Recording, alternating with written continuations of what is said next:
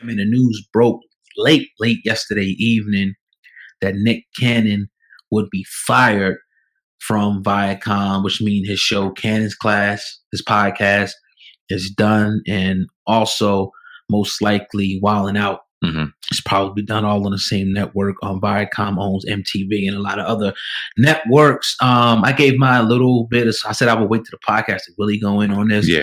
Saying, man, but anti-Semitism, man. It's we seen Deshaun Jackson last week. Ice Cube has been accused of this. When you seen this, what was your first thoughts when Nick Cannon got fired, man? Well, first off, Nick Cannon is often joked on and criticized for being corny, being this, being that. But one thing he cannot be criticized doing is being genuine, being real, and loving his people. Yep. He's never shied away from any of these topics. He's never shied away from the issues. And when push came to shove and it was time to go ahead and put toes to the pavement, he always walked the line and did his thing. This is no different. He expressed his opinion and how he felt in his podcast. Yep. They didn't like it. They asked for him to apologize, a.k.a. made him apologize where he said, no, I won't. And you see what happens. This is what happens. We talked about it. This is exactly what would have happened to Deshaun Jackson if Deshaun Jackson didn't, in fact, apologize a minute after he dropped that post. After, went to the Holocaust Museum, every other museum, donated. We all know what they made him do. People are applauding this in the Caucasian and Jewish community. Some people understand what's going on because a lot of people just don't understand Black people's frustration. They don't understand how they could possibly call Caucasian people savages or call them beasts or call them barbarians. They couldn't understand it at all. No one outside of America or anyone outside of America could possibly understand why they call Americans this, but no one within this bubble seems to understand it, this bubble of comfortability. So it didn't surprise me that he did not apologize, and it did not surprise me that they fired him. This is what happens. I'm glad that he's getting an outpouring of support. Some of the support I laugh at and call full of shit. Some of the support I'm like, good. We need to finally start breaking out and creating our own so that things like this can't happen. There should be no way in hell that Nick Cannon says something that somebody else does not agree with, makes him apologize. He disagrees. Therefore, no more shows that people are entertained by and love so much. That shouldn't be allowed. Now, if you have a contract dispute and this private owner says he doesn't want this and you say, okay, you guys should have the ability to go ahead and end ties, but you should be able to have creative control over that brand and move elsewhere. This doesn't seem to be the case. This is another situation where you see ownership who happens to be of Jewish descent cracking the whip down on a Black man. Yeah, and I want to deal with what he said a little bit right here. Said, man, to give my opinion on it. He was actually dealing with, he was sitting with Professor Griffith. He was dealing with the works of the late Dr. Francis Cress Welsing to kind of really put it, it's a complex discussion, but I'm just going to, break it down just a little bit. Pretty much he was saying that the lack of melanin created an inferiority complex in white people who with that acts that causes them, to act out, to kill, to steal, to do whatever they got to do as a means of survival. Now, my thing about this, Sandman, is like, we're never going to sit up here and argue with a Jewish person for calling Hitler a savage, for killing millions of Jews. We think that that's fucked up. But when Black people identify their oppressor, we can't say it. And I'm not saying that Jewish people are 100% Blacks or, oppressed Black people, but a percentage of them did. A percentage of Jews were slave owners. So you can't sit up here and get mad at this dude for giving his opinion on his religion. He also talked about Blacks being the real Hebrew Israelites. It seems like anybody who tells the Jewish, remember Jewish means, everybody knows that, right? It means not quite Jewish people, that they're not the chosen people of God. It seems like, oh, that's anti-Semitic. I feel like this is just another man's opinion. Just like you may have a Muslim who may believe different. You may have this person that believes different. If the white Jews want to believe they're the chosen people, cool, that's their belief. If Black people want to believe they're the chosen people, cool. It shouldn't be that if he says that and he gives his opinion, because again, like I say, there's no problem. We don't get up here and say it's anti-whatever when Jewish people say, man, Hitler was the devil, Hitler was a demon, Hitler was a goddamn savage. The same stuff that happened to the Jews happened to Black African Americans right in this country. Mhm. How we forget.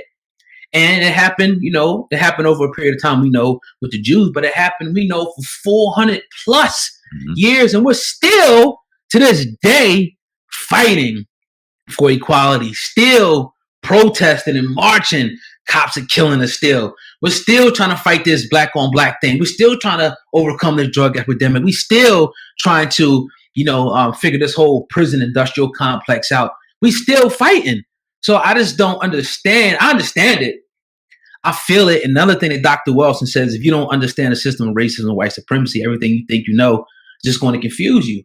So people don't understand how this works, like Sam alluded to. It's a power system structure maintained by people who classify themselves as white. That's what she wrote in her book. They maintain this power. So if you step out of line, nigga, you step out of line, whatever, the whip can be cracked on you. We will make you apologize. Not only make you apologize, he's fighting now for wilding out a show that he created. He's fighting now just for his survival. And I'm not saying that, he's going to be broke or dead in the street. I don't like that. But it was just this man's opinion, and the fact that he wouldn't come out and immediately denounce. That ain't about apologizing, because when you go back and listen to Max Kellerman, his main issue with Deshaun Jackson was that he said that the whites weren't the real Jews. He said the blacks were the real Jews. That was his main thing. He ain't like that, because that goes against what they were taught. Now let's go into this whole tradition thing real quick, saying, man, these Jewish people pass down this through tradition, that you can't disrespect us. They got their language. They got everything intact, so their people will do business with their people, so their people will replenish their legacy. That was all stolen from us. All the traditions that we got passed down is something that our fucking oppressor taught us and shit. Yeah. You got us praying to a white Jesus. You got us thinking white Santa Claus is coming. You got us looking at the great white shark, and everything's synonymous.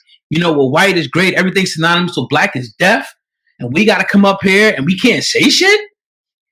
We got to get our own shit. We got to get our own networks. We got to get our own shit, because the people, the power system structure, the people that maintain this system are preventing our rise. They just are, bro. Only to find out white Jesus ain't real. Only to find out that the great white shark ain't the biggest monster in the sea. They got a megalodon 50 fucking times. Megalodon. Ain't that some kind of crazy? Break that name down. Right. But I want to talk about Diddy real quick. Oh, man. A lot of people would say that watch us and appreciate y'all support, would say that we hate on Diddy or we don't like Diddy. That ain't true. It's just some things that come out of negative, and we talk about the shit. And it is what it is. We bring light to the situation, and sometimes it ain't pretty. But he dropped this, man, to Nick Cannon. I want to read it and get your thoughts real quick. He said, the only way we can change the narrative, educate, and uplift each other is if we do it together. Nick, my brother, I am here to support you fully in any way you need. What we are not doing is, what we are not going to do is turn our backs on our brothers and sisters when they challenge the system. Come on home. It's my favorite part. To Revolt TV, which is truly black owned, all caps. We got your back and love you and what you have done for the culture. Love, Diddy. Your thoughts, man? My thing is like, all right, this is business at the end of the day. So that whole black thing, yeah, that's cool.